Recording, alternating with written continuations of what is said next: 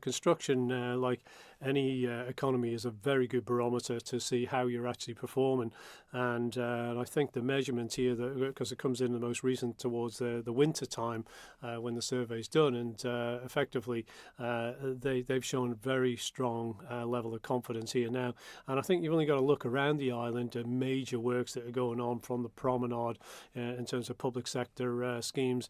We'll come back to it, I'm sure, in due course. But there's a lot of construction investment actually happening on the Isle of Man, and that's, as I say, a very, very healthy sign for our overall economy.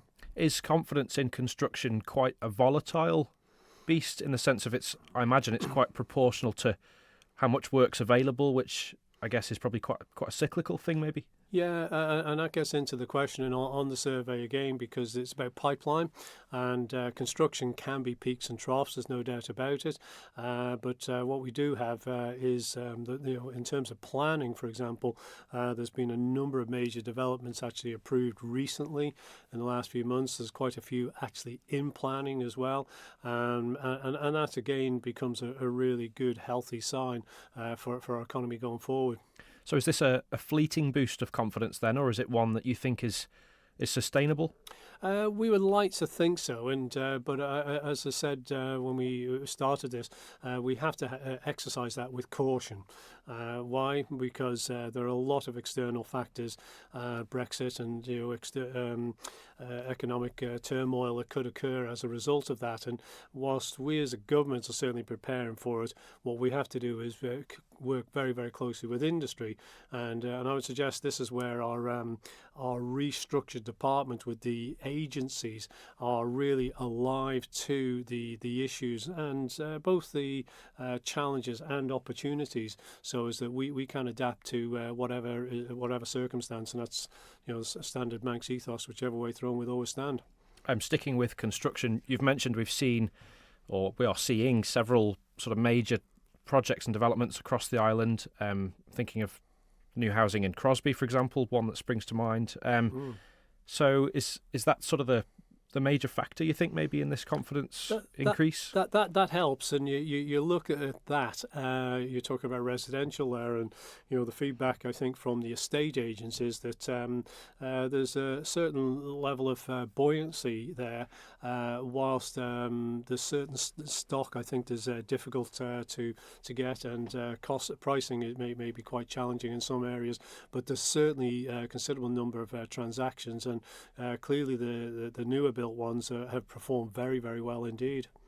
If extra housing's approved in the various sort of area plans, are we likely to see confidence in construction continue to climb maybe if more work becomes available?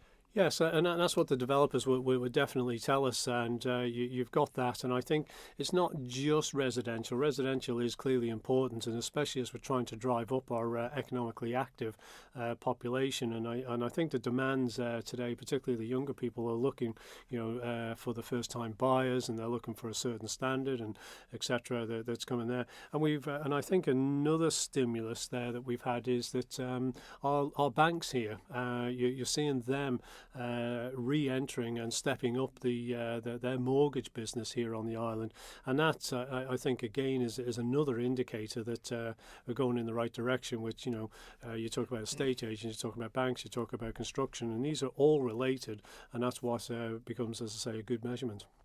How about the sort of power play maybe between public and private sectors in construction? Have we seen any changes there, maybe? Well, the challenge, of course, has always been for the public sector to make sure that their capital projects are delivered. And there is historically, I think, an underperformance there that causes frustration. It certainly has done when the private sector hasn't been as buoyant as it has been of the last recent couple of years. So we as government, we have a commitment on our own capital programme. And I forget what the figure is, but I think it's around about 400 million over the course of 5 years. So it's quite substantial in its own right, but what's really welcoming is the private sector investment that we're seeing, and we're seeing that in a host of different areas. We're seeing it in tourism, we're seeing it in employment businesses, we're seeing it in manufacturing, and so those are again, I think, healthy signs more for the mid to the longer term, really. If we go to the the other end of the confidence spectrum, I suppose, and talk a bit about financial services, which is the least confident sector, with an index of 109. As one of the sectors the island prides itself on, really, in recent times. Is that statistic of concern to your department? Well, I think it would highlight, an industry that's in transition. It has been and still remains the backbone of our economy, finance and professional services, and we have an executive agency dedicated to that particular industry. But it is in transition, has been for a good number of years, and the increased compliance and transparency, etc., that we're having to adhere to because of our international commitments. But I think it's also demonstrating that we have so many strings to our bow. There is another sector there, the digital economy, which is growing by sort of leaps and bounds in a number of different subsectors within the digital economy. So where we sometimes we lose in some area, we gain in another area, I think, which is well worth pointing out. The survey points to a prudent outlook over the next 6 months as being one of the reasons why confidence is perhaps slightly lower in the financial services industries. Why is that the case? Well, as I say, the increased compliance is one thing. We've obviously committed to an economy of substance. We've got the beneficial ownership. We've got Brexit. Clearly, is not so much affected in that particular area. But what is concerning is what that effect might have in terms of rippling, and their industry would be one that could be affected. And what can be done to improve confidence in that industry, and does the department sort of play an active role in that? Yes, we do, and I think it's the most recent area there is the journey we've been on with regards to beneficial ownership, and now making the international commitment alongside our other Crown dependency colleagues, Jersey and Guernsey, and that's really bringing in industry along with us. Difficult but journey. That's not in industry's interest, is it necessarily? Not overall, but they would say that. But if we are to remain a reputable, credible jurisdiction that wants business associated at that particular level, we need to make sure that we maintain that. So it is very much about reputational issues. But along with that, does come that there will be transition, there will be change, for some of those businesses. There are all sorts of other talking points, of course, and I will put the survey in full on the Manx Radio website. I'm going to pick on one. Looking at figure 47, across all sectors, the question was asked, do you think that young workers on the island have the necessary skills to enter the workplace? Just 14% said yes, which is a good bit lower than it's been for the past 3 biannual surveys. That's a bit alarming, isn't it? Yeah, it's interesting, really. Young workers and people entering any whole host of different industries. We have tried for the last, I think, 3-4 years to try and focus in on vocational opportunities in a host of different sectors. And I think the last count is something like 17 different routes that you could gain a vocational prospect in an industry here in the Isle of Man.